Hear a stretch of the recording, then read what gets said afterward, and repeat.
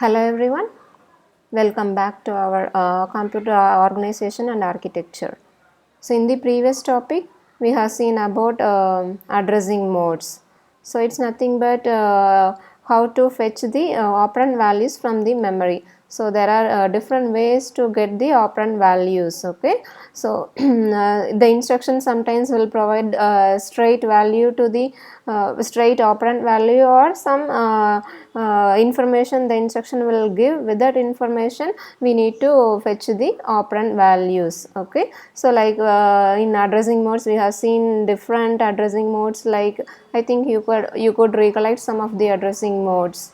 Immediate, implied, register, direct addressing modes, indirect addressing modes, index addressing modes, relative, auto increment, auto decrement. So these are some of the addressing modes we have seen, and today we are going to have a basic knowledge on the topic assembly language. Okay, it is a programming language. Assembly language is a programming language, so where the programs are written using the mnemonic codes. Okay, so I'll get you back what that mnemonic code is. Okay, machine instructions are represented by means of zeros and ones. Of course, the electronic device, computer is an electronic device, it's a machine, so it will understand all the information in terms of zeros and ones. So writing program in zeros and ones in early days is quite difficult, is it not? So it's highly impossible to write it. Even if we write, we need that much skilled in that machine language.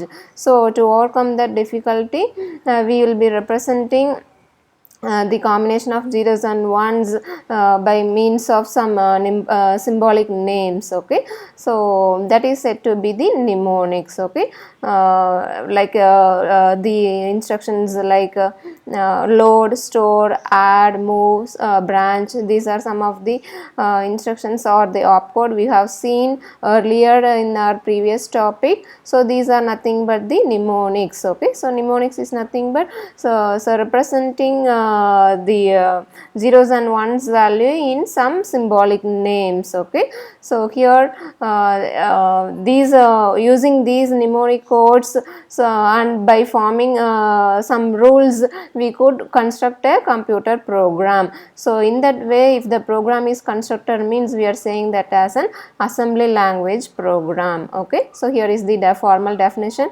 a complex set of symbolic names and rules for their use constitute a programming language referred as assembly language. Okay.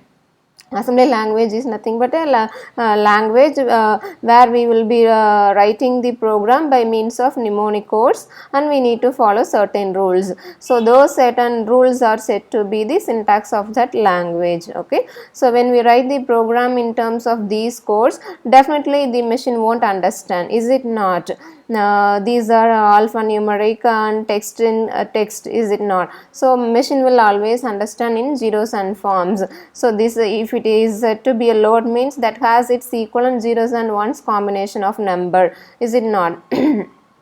To execute that one we need again a translation. Okay, so that is said to be the assembler. Okay, so programs written in assembly language can be automatically translated into machine understandable forms by means of zeros and ones, called as assembler. So assembler is an one utility program which comes along with the computer that serves its purpose. Okay, and the assembler program, as I said, which comes along with the computer system. Okay, so generally we will be speaking, when we speak about the computer software, it is again of system software and application software. So application softwares are the one which we are using, like browser, Microsoft Office packages, Adobe Photoshop, n number of applications which we are using it, that serves our purpose, our need. Whereas system software are the one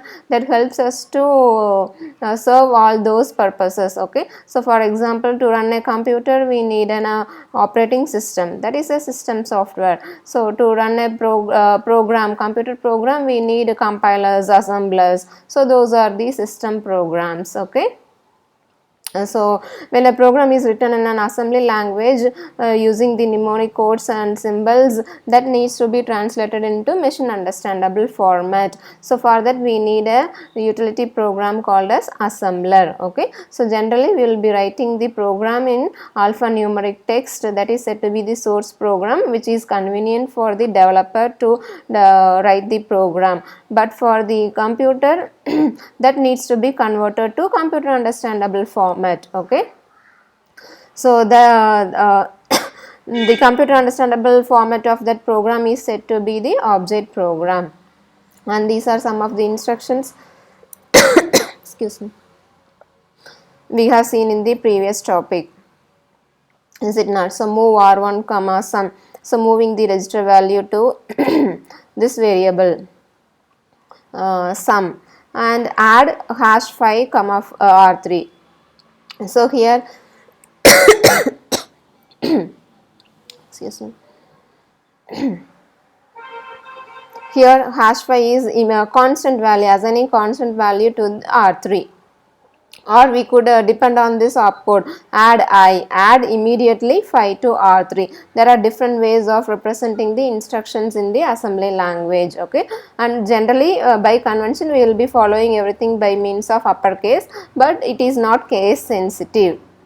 We could write uppercase or lowercase, but generally we will follow for user readability, we will be following in uppercase format. Okay, and talking about assembler directives, so it's nothing but a code. Okay, so a code only, but it won't execute, instead it will do some, it will serve some other purpose. Okay, so in assembly language we have the instructions that will come up a solution by writing the program. Apart from that, the assembly language also allows some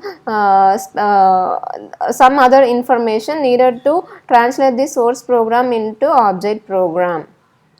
So for translating source program into object program, the assembly language, the assembler again depends on some other kind of information. So what that is, here is an example. Suppose sum is a variable that takes the value 20, means just an assignment, there is no execution, is it not? So sum EQU, so equate to 20. Okay, this line is said to be the assembler directive. So it is just a command, it's like assigning the value, it's an order.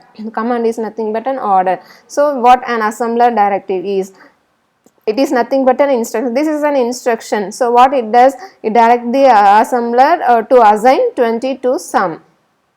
Okay, so these instructions are not actually executed, but it provides some kind of assignment here. So likewise we have some assembler directives like origin, ds to define the space. Okay, so suppose in an array, if we have the array size of 100 of integer type, means so we need 200 space, is it not? So that 200 memory space in terms of bytes we need. So that has to be done by the assembler directives. Okay, and if the assembler is to produce an object program, so these are the things that assembler has to consider. Okay, so how to interpret the names, it means, so when we write an assembly program we will be having the what's it, opcode, operands, everything is there. So how the assembler has to interpret. Okay, so that is one of the major job of the assembler, and where to place the instructions and operands in the memory, that also need to be done by the assembler. Okay, so if the assembler program is to produce an object program, so then these things has to be done. Okay, and we will see one example of assembly language representation for the program, which we have seen already for addition of n numbers. I think you are familiar with this program, even though I will recollect once again. So these are nothing but the address location, it is incremented in terms of 4. I think you could recollect why it is incremented as 4. I think can someone answer it? Yeah, definitely. Since the memory content is of 4 bytes, 32-bit word length, so it is incremented by means of 4 addresses. Okay. So here comes the program for addition of n numbers. So what's happening? Move that. Suppose if I am adding 5 numbers means 5 comma r1. I am adding. I am moving the 5 to register r1 and moving the first value. Okay. If I want to add 5 numbers means I need to produce 5 values, is it not? That 5 value is stored in the memory, so that first address has to be passed to R2 register. See here, number 1, 2, 3 up to n. So 5 numbers assume for example, and its contents are stored here in the memory, and here n indicates the total size of that n. In this example here it is as 100. Okay, so we will talk about 100 itself instead of 5.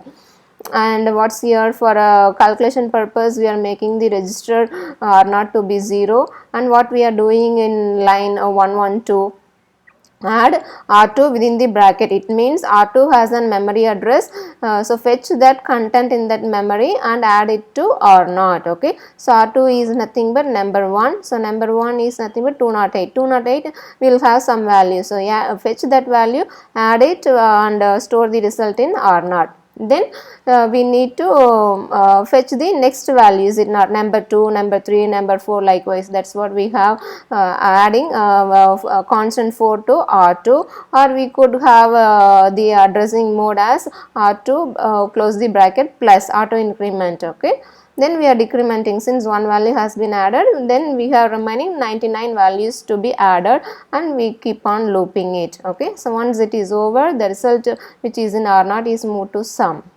Okay, so here is its assembly language representation. So apart from the program where it starts move, okay, so move n comma r1 to move R0 comma sum. So these are the things we have seen so far. Apart from that, what the assembler will do is it will assign these much of information gets attached. Okay, so what does it, those things are nothing but here the labels. Okay, some we are using the labels, these are said to be the labels. Okay, so we are just giving name for some memory locations. 200. Okay, so instead of 200 we could refer as label sum. 204 is considered as label n. Okay, so what we are doing, sum equate 200. So we are assigning 200 to the variable sum. So sum, the variable sum is in location 200. There we will get the result, is it not? In sum only we are storing the resultant value. And here origin, this two these lines are said to be assembler directives. Okay, so assembler directives, as I said, it won't execute the program, instead it will do some other operations. So here it is assigning the value 200 to sum, origin 204, where origin 204 means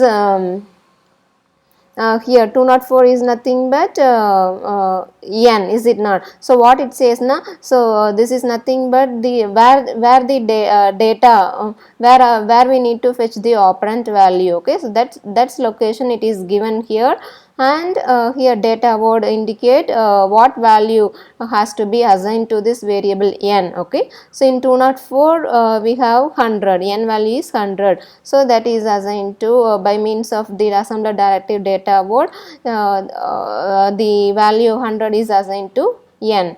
Okay, then followed by number 1 reserve 400. So reserve is nothing but it is used to reserve the memory space. Okay, so 400 means since we have 100 numbers to be added, each number is of 4 byte, so 100 into 4 is, so 400 memory locations we need. So starting from number 1, 2, 3, 4, 5 etc. up to number 100. Okay, each is of 4 byte means totally we need 400 memory space. So the assembler will reserve this much memory space. Okay, and this origin 100 indicates where this program starts. What's the starting address of this program. So this starts at location 100. So that is given by this assembler directive origin, and our actual program comes over here and return. So this line indicates this line indicates the stop of the execution of the program. Okay, so this is the line to terminate the program. Our program is the program execution stops at this line. Okay, so return, it indicates the program is over, and the assembler has to give the control over to the operating system. And here end indicates that's it, the termination, followed by it has the it has attached with the label start. What this information says is, so this is this start will give the starting address of this program. Okay, starting address of this program is nothing but here 100, is it not? So start the program starts from here. So apart from this information, these are the things gets attached by the assembler while representing the program in assembly language. Okay, so this part only the user will do. Apart from that, these informations get attached. Okay, so end, so that's it, the program ends here. So here this return says stop executing this program, that's the meaning. So in the end itself we have the label start, that indicates the starting position, starting memory location of this program. And hope you are all following with me. And the general format for representing the assembly statement is by means of this 4 fields: label, operation, operands, comment. Okay, so labels, it's an optional. So what that label says is, so it's an optional name associated with the memory address. So for example, these are said to be the labels that is associated with the memory address. Some has the memory address 200, n has the memory address 204, likewise it goes. Okay, labels are nothing but the names associated with the memory address. And operation, so it specifies about what operation we are doing, whether we are moving, adding, or doing branching. So those are nothing but the operations. And the operands means the value for that instructions, followed by comment. So comment is for documentation purpose, that makes the user to understand what that program is doing. It is like similar to other programming languages we might have come across about the comment. Okay, so this is the general format for representing an assembly language statement, and followed by executing the assembly program. Okay, so programs written in assembly language, as I said, will be has to be converted to machine understandable format by means of an assembler. So what the assembler will do, apart from converting it into object code, so it will replace all the symbols denoting operations and addressing modes in with binary codes used in machine instructions. Okay, so it will convert is in the assembly language. We will be using the mnemonics, mnemonics, various addressing modes, operands, everything has to be converted into machine understandable format, and it will replace all the names and labels with their actual values. In the previous example, we have seen the label as sum. Its actual value is nothing but 200. So this job has to be done by the assembler. Then apart from that, the origin. Okay, so the assembler has to assign the address of instructions and data block, and also the starting address of the program. Okay, so which is mentioned by the assembler directive origin. This has to be done by the assembler. And inserting constant values in the assembler directive data word, that job also has to be done by the assembler. And reserving the memory space using this assembler directive reserve. Okay, so apart from converting our assembly program into machine understandable form, some other translations, some other operations also has to be done by the assembler, like reserving the space for to store values. Okay, so that needs to be reserved, and assigning the data value, and indicating the starting address of the program. So everything has to be done by the assembler. Okay, and one more important concept about the assembler is two pass assembler. So it's actually simple. So what it says is the assembler will scan our program twice, that's the meaning. So at the very first time what it will do, first pass we are saying. So starting from the first location to the end of the program, it will read out all the symbols, names, values, everything. Okay, so that is the first pass. Work out all the address of labels. As the assembler scans through the program at the very first time, so it will keep track of all the names and their associated values in a special table called as the symbol table. Okay, the assembler will maintain a table. That table is said to be symbol table. In that symbol table, what the information will be holded by the assembler is nothing but in that assembly program what are all the names are associated and what are those corresponding values, everything will be stored here. Okay, then what that second pass, why the assembler has to read the assembly program again one more time. Okay, so here comes the concept. So generating to generate a machine code, substituting values for the labels. So second pass is nothing but generate the machine code and substitute values. Apart from that,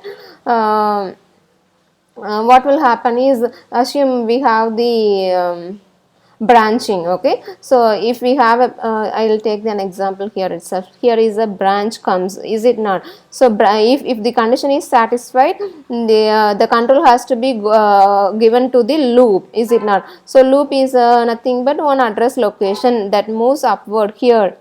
So here the label is mentioned here, loop 112, this location. So and suppose the branching will also come down. So okay, in branching we the branching may happen upward or the downward. So here in this example upward. So what happens when the assembler scanning at the first time? So at first time if it scans, it knows n value, n1 value, so and so, but loop value it doesn't know, because loop is referred here, but before that loop is defined, we are referring that loop, is it not? The assigning the value for loop is very difficult before reaching this loop. So that's there comes the concept of two pass assembler. So at the very first time it will scans through and records all the informations in the symbol table, and next time it will use this location to assign the value for the loop. Okay, so that's the main purpose why we need the second two pass. Okay, why we need to scan the assembly program two times. Okay, so that's the concept behind the two pass assembler. Okay, so hope you are all following with me and executing the assembly program. So once the assembler converts the assembly program into object program, so that will be stored in the secondary device. Okay, so like in C program, if we compile the program at very first time, so the compilation will done, and once if it is over, it will when we switch off the computer system, the object code will be stored in the secondary device. And when we need to execute the same program, means we need to fetch that information from secondary device to main memory. Okay, is it not? We need to load that object code which is currently residing in secondary memory to main memory. So that loading purpose is done by one more computer system program called as loader. Okay, so assembler stores the object program on the secondary storage device. Okay, then later when we need to execute that program, means that has to be transferred to the main memory, is it not? So that translation is done by one more utility program that comes along with our computer system, is loader. It will load the object program from secondary device into main memory, and the execution starts, because that object code will have all the informations like where to store that object code in the main memory, what's the address, what's the length of that program, all the informations will be attached in the object program itself. So then the program starts executing, and there is if something happens while executing the program, means the system will report an error, is it not? So that report is generated by one more utility program called as debugger program. Okay, so debugger program, what it will do, so it if something goes wrong while executing the program, so it will stop the program. Okay, and after stopping it, it provides the user the facility to examine the content of processor registers and memory locations. So what's happening in between, why the thing goes wrong, likewise it allows to examine all those things. Okay, so that is nothing but debugging the program. While running the program, if something happens, the debugger will come and rescue us. Okay, and one more thing you need to make a note about number notations. So in assembly language, we could write the operand values, we could assign numbers as operands to the instructions, is it not? So here, so we can assign numbers in different ways. So in this example, we have shown in 3 different ways, like decimal, binary, hexadecimal. So in your digital circuits, you will be learning everything. So how to convert a decimal number into binary, binary to decimal, then decimal to hexadecimal, octal. So n number of notations are there. So here what this instruction says is 93. 93 is a decimal number. So immediately we are assigning 93 to R1. So this is also allowed in assembly language, or we could represent that its equivalent 93 is equivalent binary number in this instruction also, like this hash followed by this pound symbol, then it's 8-bit representation of binary number. So here I have given 2 steps how to convert the decimal number into binary. So 90, so we need to repeatedly divide that decimal number by 2, and we have to make a note on all those reminders. And finally, so here if we divide 1 by 2, so remainder is quotient is 0 and remainder is 1, then we need to write it from MSB bottom to top. Okay, so 1 0 triple 1 0 1. So this is nothing but the binary conversion of this 93 decimal number. So in this way we can represent, or using hexadecimal notation. Hexadecimal notation means given number is split into 4 by 4s. Okay, so here if we split this number by 4, we will be getting, so 101 1101. So 101 is nothing but 5, 1101 is nothing but D. So hexadecimal value could be represented like add hash $sign. It will prefix the $sign, then the hexadecimal value followed by the register. So this value gets stored in the R1 register. Okay, so hope you all understood about today's topic, assembly language. We had a little basic knowledge on assembly language. Okay, so based on the topics we have discussed, I have given some assessment. Please complete it, and we will see you in the next topic. Till then, thank you all.